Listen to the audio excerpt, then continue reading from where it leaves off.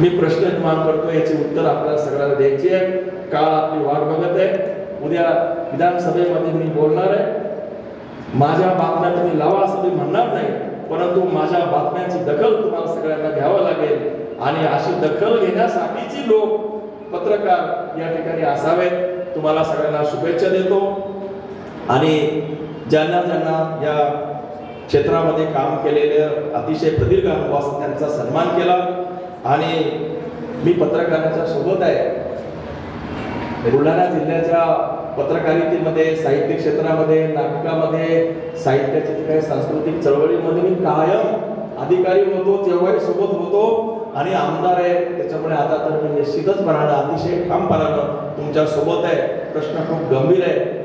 Digital युग आलेलं आहे, तुम्ही मार्ग सांगितलेला आहे, परंतु तरी सुद्धा आपल्याला ते अंतर्मनात विचार करायचा आहे. ह्या काळ खूप कठीण आहे, यातून स्वतःलाच मार्ग काढायचा आहे. आपण तो मार्ग काढा. आपल्या चर्चा झाल्या असतील, मार्गदर्शन झालं असेल, मला या ठिकाणी बोलवलं त्याबद्दल मी आपले आभार मानतो.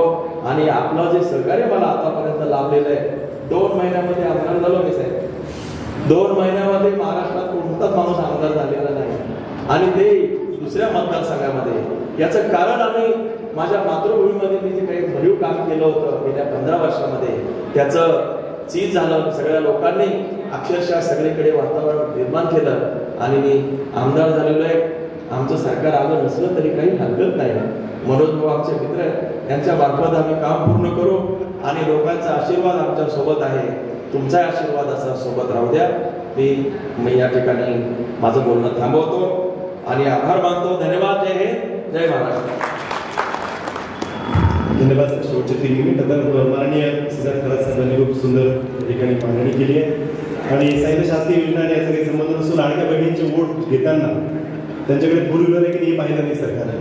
आणि आता 4 व्हीलर आहे का